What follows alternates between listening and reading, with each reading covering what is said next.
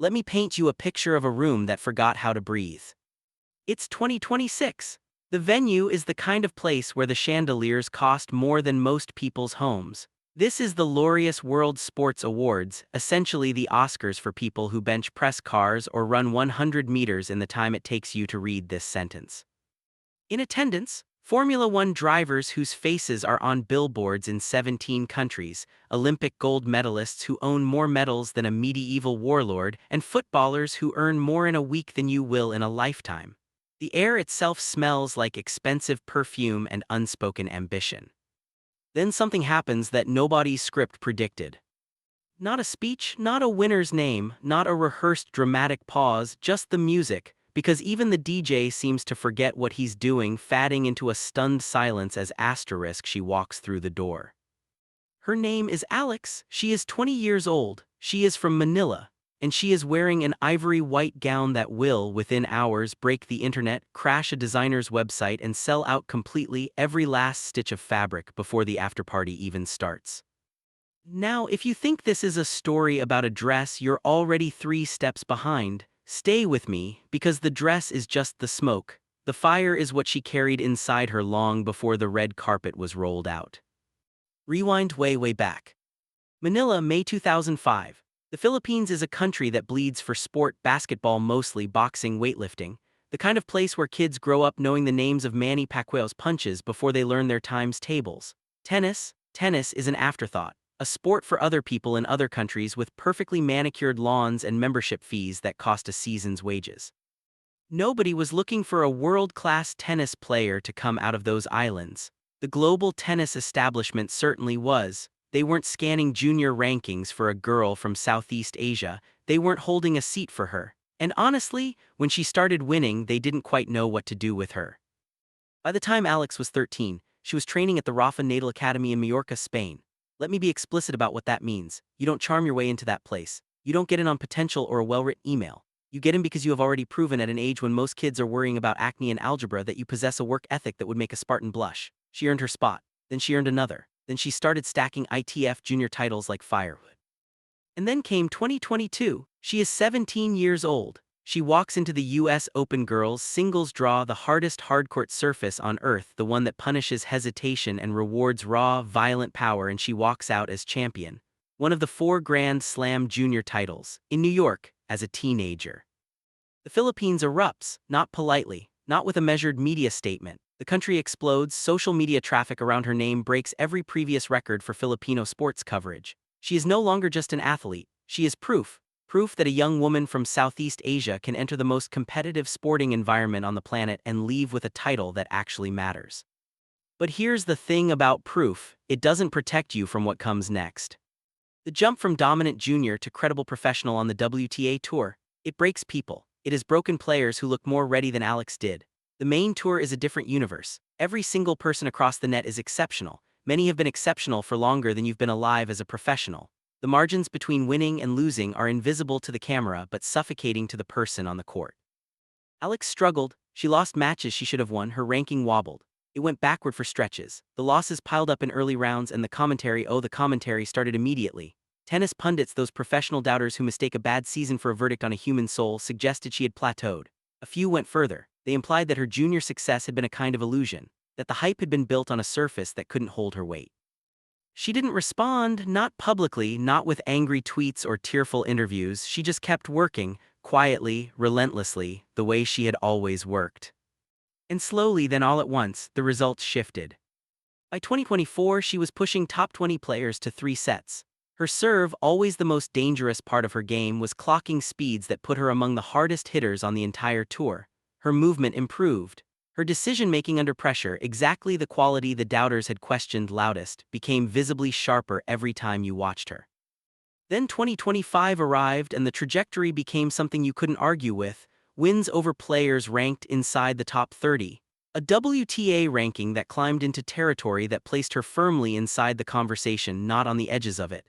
The tennis world adjusted its tone, not quickly, not generously, but it adjusted. And through every single moment of that grind, every loss, every quiet period, every unkind headline, the Filipino fan base never moved. That is genuinely important. I don't think the wider sports world fully grasps how important it is. Filipino sports fans travel. They fill stands in tournaments halfway across the world. They stay awake at hours that make no biological sense to watch matches played in European time zones. They bring color and noise and identity to tournaments that have historically been very quiet, very European, very homogeneous in their atmosphere. When Alex plays anywhere in the world, the Philippine flag appears courtside. It appears in the stands. It appears in comment sections posted at 2 in the morning Manila time. That relationship between a young athlete and a fan base that believed before the results made believing easy is the invisible foundation beneath everything that happened at the Laureus Awards. So now we're back in that room in 2026. The Laureus World Sports Awards have been running since 2000, and they are absolutely the closest thing sport has to an actual Oscar night. The 2026 edition brought together champions from Formula One, football, athletics, swimming, gymnastics. Objectively, one of the most decorated sporting gatherings on the planet. Alex was there as a rising figure in tennis, not a headliner, not a nominee, just part of the broader world of sport that the event pulls into its orbit every year. She arrived wearing an ivory white gown from a Filipino fashion house. And I want to be absolutely clear about something because this detail is the entire point. That was not a stylist's decision. It was not a brand partnership. It was not a calculated move executed by a team of people managing her image. That was Alex, alone in a room somewhere before the event, making a deliberate personal choice to stand in one of the most visible rooms in world sport wearing a designer from her own country. The gown itself was floor-length, structured at the shoulders, fluid through the body. Ivory rather than stark white, which gave it a warmth that photographs beautifully. It moved with a kind of quiet architectural confidence that cameras instinctively understand. On a red carpet full of athletes in the predictable uniform of global sponsorship deals, borrowed luxury pieces, safe black tuxedos, the same designer labels rotated among the same faces, it was completely singular. The wire service photographs went out before the ceremony even began. Fashion editors in Paris, Milan, and New York were tagging the images within minutes. Accounts that cover red carpet style with audiences in the millions were posting while Alex was still finding her seat inside.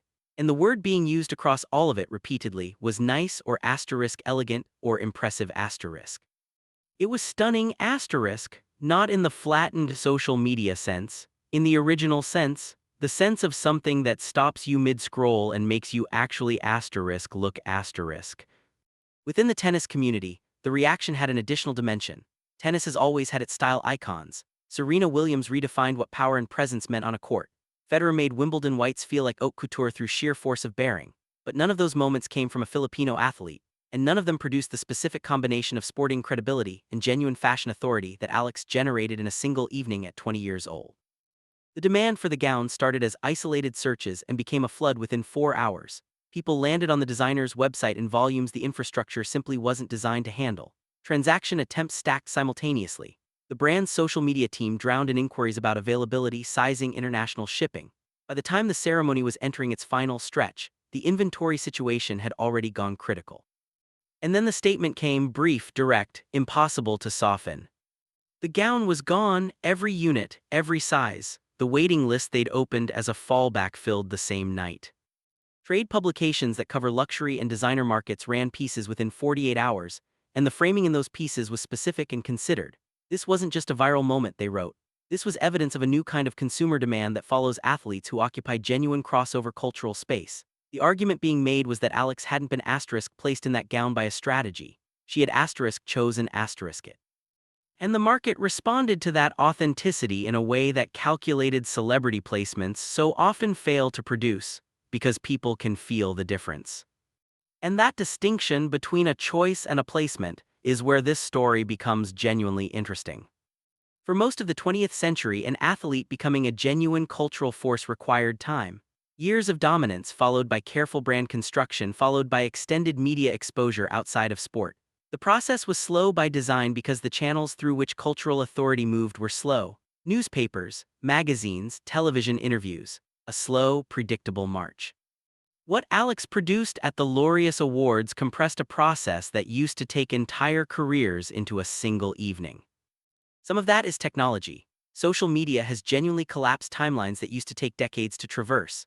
But technology alone doesn't explain it. What drove the demand to a complete sellout wasn't an algorithm. It was a Filipino fan base watching a young woman from Manila, their young woman, standing in the most glamorous sporting room in the world, wearing a Filipino designer, having earned the right to be in that room through years of grinding on courts across 3 continents. The achievement, the identity, the deliberate cultural statement, all three things landing simultaneously is what made the moment bigger than any individual piece of it. And here is the thing about that night that I keep coming back to. The thing that says more about who Alex actually is than any interview she's ever given. She didn't make a speech about representation. She didn't pose for photographs holding a flag. She didn't issue statements about the significance of her presence in that room. She showed up wearing exactly what she chose to wear and let the weight of the moment speak entirely through action. For a fan base that had watched her navigate years of doubt and dismissal without ever airing grievances publicly or making her struggle a performance, that restraint hit harder than any statement could have. It was consistent, it was asterisk her asterisk. The weeks after the Laureus Awards saw the story extend in directions that confirmed it had genuinely moved beyond a single viral moment. International fashion media began covering Alex as a subject in her own right, not as a tennis player who happened to photograph well at an event, but as a figure whose aesthetic choices carry cultural weight worth analyzing seriously. Requests arrived from publications that don't cover sport. The Filipino fashion house received inquiries from international retailers in Europe and Asia who had not previously carried the brand. Real commercial interest, not just social media noise. And through all of it, Alex went back to competition. Because she is, above everything else, a tennis player. The tour doesn't stop for fashion moments or cultural milestones.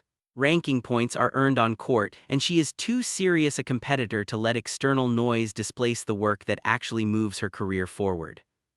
But something changed permanently that night. Every match result she produces from here lands in a context that is bigger than tennis. Every appearance she makes carries weight that didn't exist before that ivory gown hit the red carpet. The sport has gained something in her that it didn't fully understand it was getting. A player whose reach extends into cultural conversations that tennis has historically found very difficult to enter. And that reach didn't come from a PR strategy or a brand partnership or a carefully managed rollout. It came from a 20-year-old from Manila who made her choices deliberately and trusted that showing up fully, authentically, in exactly the way she wanted to was enough. The room stopped, the cameras followed, the fashion world was shocked into a sellout, and none of it was an accident.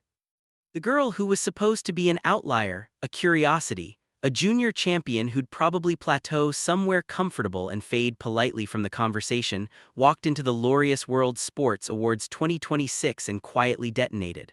Not loudly, not with announcements or declarations or manufactured drama. Just with presence and intention and a white gown from home. That's who Alex is. And if this is the first time you're hearing this story properly told, you're arriving at exactly the right time. Because based on everything visible right now, that night wasn't the peak. It was the opening.